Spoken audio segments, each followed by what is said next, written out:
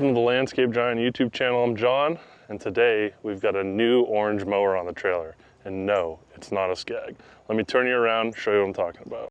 Look at that, another orange mower. So today we've got the KIOTI ZS stand-on with a 48-inch deck powered by the FT730V mower. It's 24 horsepower.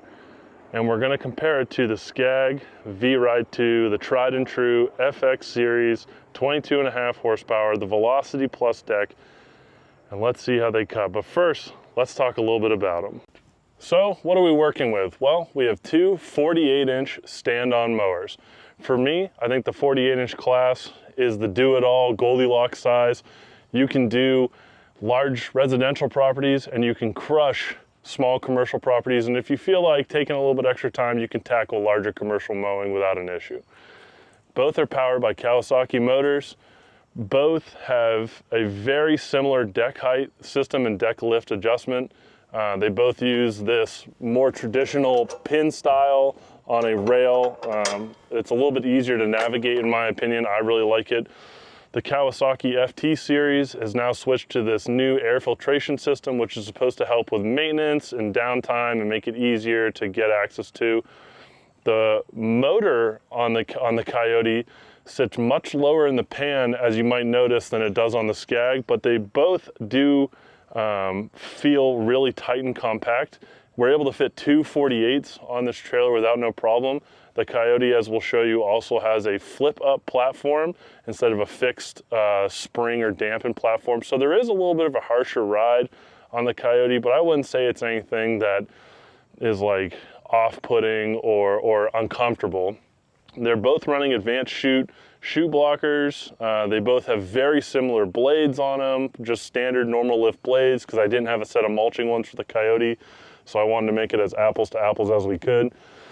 They both have really similar fuel tanks, both on the same side. They both have very similar front caster wheel sizes. The deck chute sizes are a little different. The discharge on the Skag is much larger than the discharge on the KIOTI. But honestly, so far in our first couple cuts of the day, I haven't noticed anything out of the ordinary. We are cutting some dewy grass, but the clumping hasn't been anything that is out of the normal. We are gonna get into some leafy yards later today and some more lush fertilized lawns, and I think that's where we're gonna see which mower can really handle the excess discharge that's gonna come with those properties. But overall, so far, I really, really like them. I like this setup, I like this style. As some of you might know, I'm not super happy with my Ferris Z2 that I purchased earlier this year. It holds hills really well, but the mower just feels kind of thin and not as robustly built. I will say the KIOTI, much like the Skag, has very stiff hydros. So if you like a stiff hydro and a thicker wrapped handle like I do, this is something you're gonna definitely wanna look at. And the price, Talon paid, he got them on sale, but he paid, I want to say, just over $5,000 for this mower, and a new Skag V-Ride 2 is going to set you back close to 10 grand. So, I mean, hey, $5,000 is a lot of fuel, and you can put that towards something else in your business, maybe a dump insert or something like that. But overall, I would say these are really, really good purchases. There is one little thing I want to bring you in close and show you. This KIOTI has 133 hours on it, and the throttle cable has already broke. He has another one with a 54-inch deck, and the throttle cable on that one has already broke. It is stuck in full throttle, so that is nice. We are able to use it for the day, but it is a little bit of a jolt and jerk when you engage the PTO. All right, let's get these things unloaded. The KIOTI has this little flip-up step. Quite simple, but it has to be up for me to get it out of the trailer, so.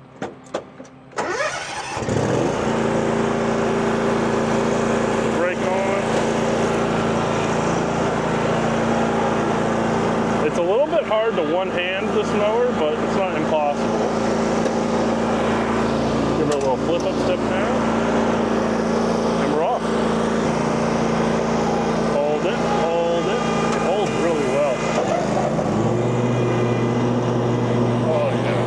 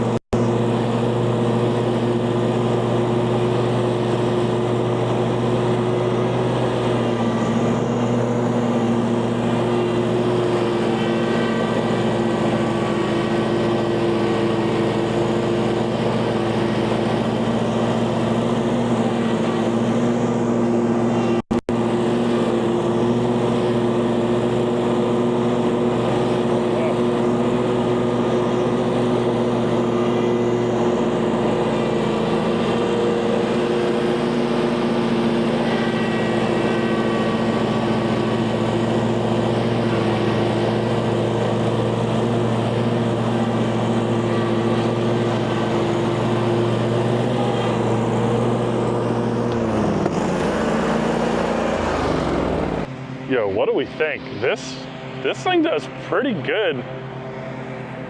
There's no stripe kit or anything on this mower. It's just how it comes out of the box. I think that's pretty acceptable. And this is not nice grass. This is just a mix of clover and mush. We got a couple little things that missed there, but we'll grab that with the trimmer. But like, I mean, decent job. And the ride is okay. The platform only has these like little springs, so it is dampened, but it's not like the Ferris or it's not suspended like the Skag or anything like that.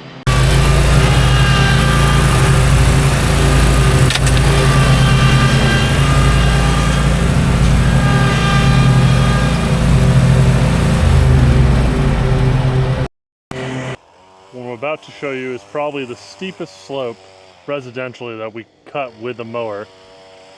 And the Ferris can do it, the Skag can do it. Let's see if the Coyote can do it. Here's the slope.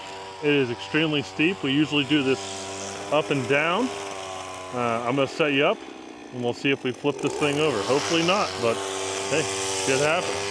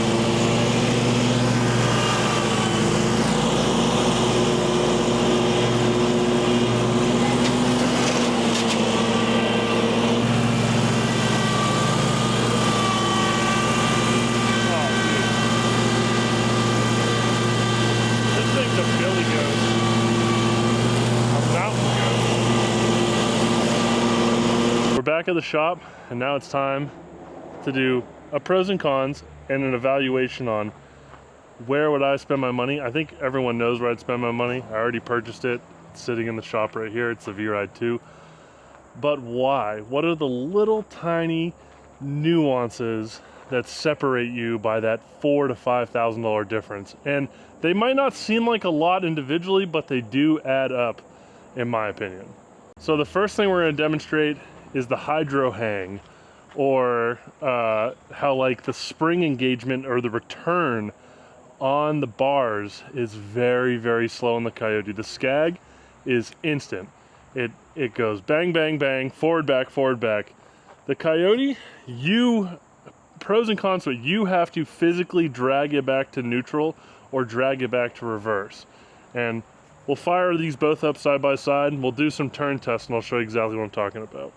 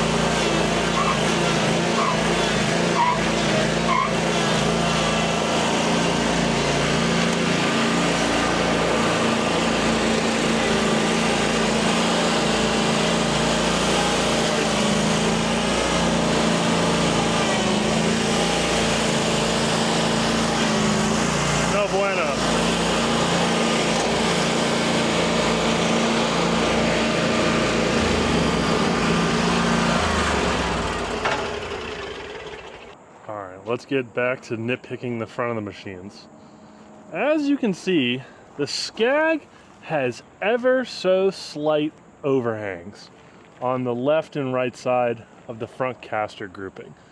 Now, what I think makes the KIOTI so good on hills is this kind of very odd offset of the front casters, but what you compromise in is your overhang, and so on your left side you have pretty good hang, but on your right side, when this tire is straight, this right tire, the front caster is basically in line with the end of the deck in the discharge. And what happens is when you're making some of your sweeping turns around objects, you lose a little bit of clearance on those turns, where the Skag, that caster is tucked just a little bit closer to the machine, and it gives you that little overhang, so when you're making a turn you can swing the deck and allow the deck to get that extra couple inches instead of having to trim it. They did mount an anti-scalp wheel on the front, which sometimes I feel like the Skag deck does need, and it does help prevent. I mean, the amount of anti-scalp rollers on this deck is great. And the anti-scalp rollers for someone who's just starting out, honestly, is a big benefit when you're learning where to set your deck height and you're not familiar. Maybe it's your first year running your own zero turn on your own. This KIOTI could be an excellent first deck for someone to run. Now, the discharge on the Skag, it's ginormous. I mean, it's huge. Where the discharge on the KIOTI, although not small, not inadequate, just not as large. And I did cut one yard that I didn't put on camera because they don't like when I film at their house, and we did have a little bit of clumping, but it wasn't anything a hand blower couldn't take care of. Also, on the front of this mower, the deck height adjustment is almost identical. I mean, eerie, huh? And in my opinion, this is the best deck height adjustment setting. The large handle gives you plenty of leverage. I mean, this deck on the KIOTI is so light. It's just a couple of fingers, honestly. Like, you know, where the Skag on the V-Ride 2, I'm gonna be honest with you, this is a full hand. Like, you really got to pull on the Skag. So the deck is extremely light.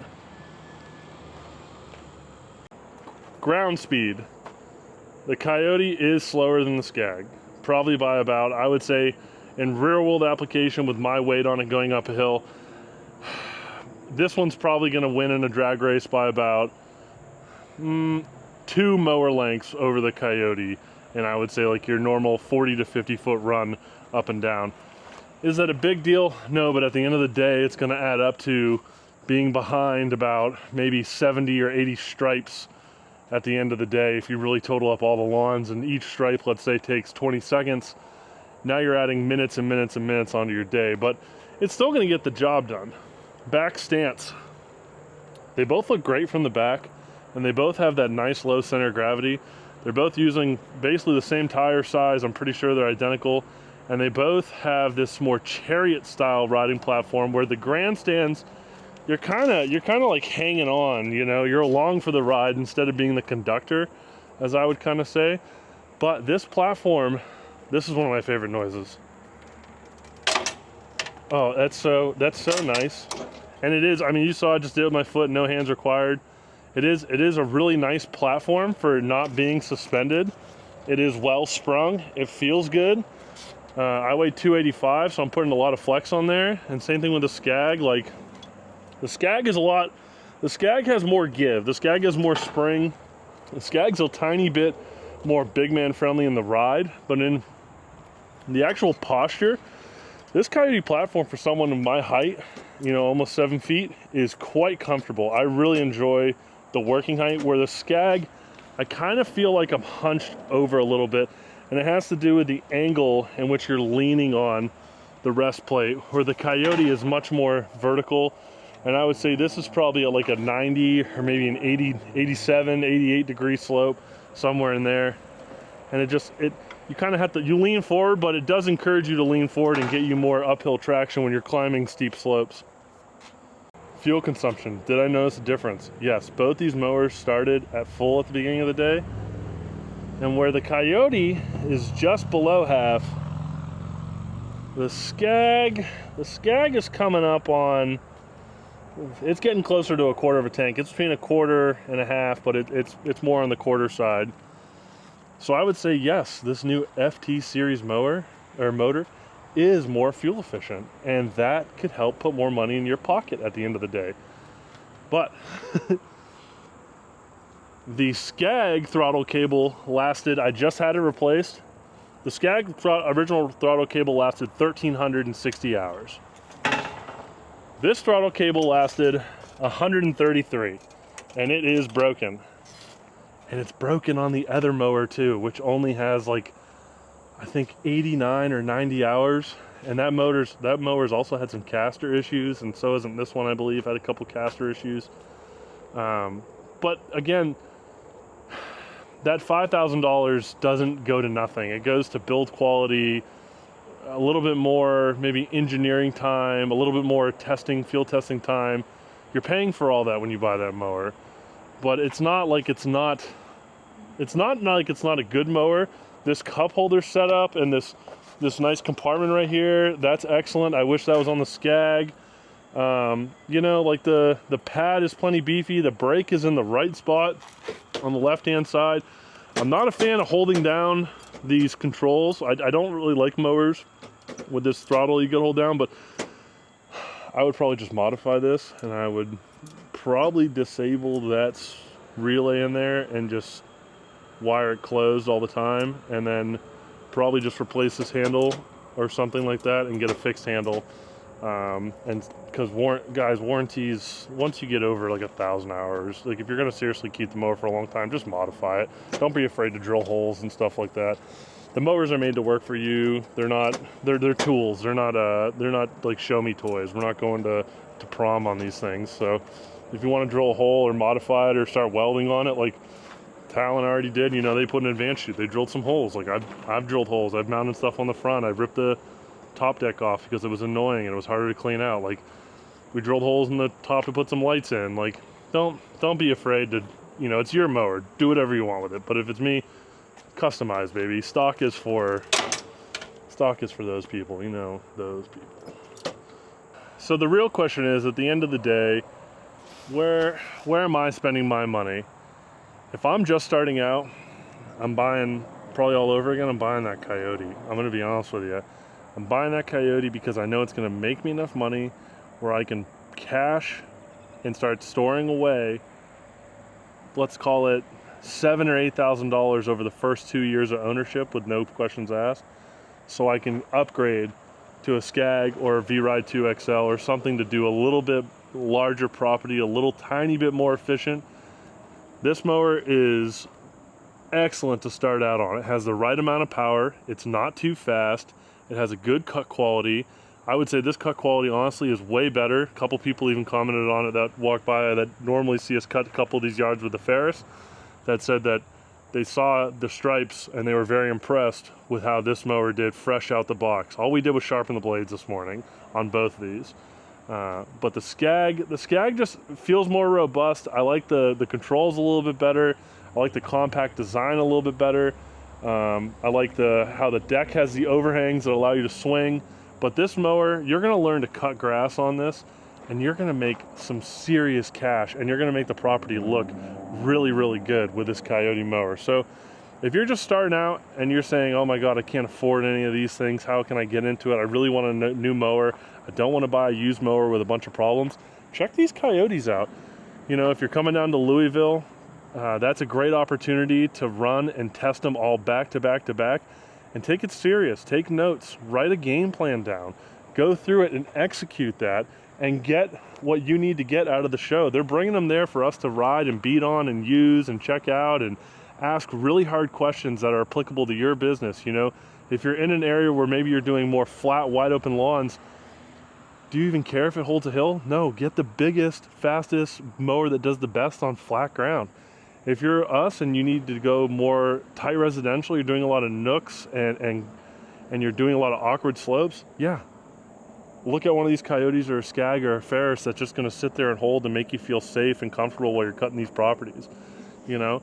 But at the end of the day, it's what's the right mower for you. For me, I still agree the Skag is, but I'm really gonna consider selling the Ferris at the end of the year and possibly adding one of these Coyotes or maybe a John Deere Quick Track or maybe a Wright. I'm not 100% sure yet. So if you see me at Equip, I'm gonna be in the booths asking some hard-hitting questions, really putting some serious time on some of these mowers. Because if you're going to drop $10,000, $13,000, $20,000, you need to be confident about that purchase. And I hope I'm helping you out with gaining a little bit of confidence about going out there, finding the right mower for you, spending your hard-earned money on a product that you feel confident about. If you have any questions, leave them down below. As always, make sure you like and subscribe. And once again, we'll see you out there on the next one. Go get them, kick some ass.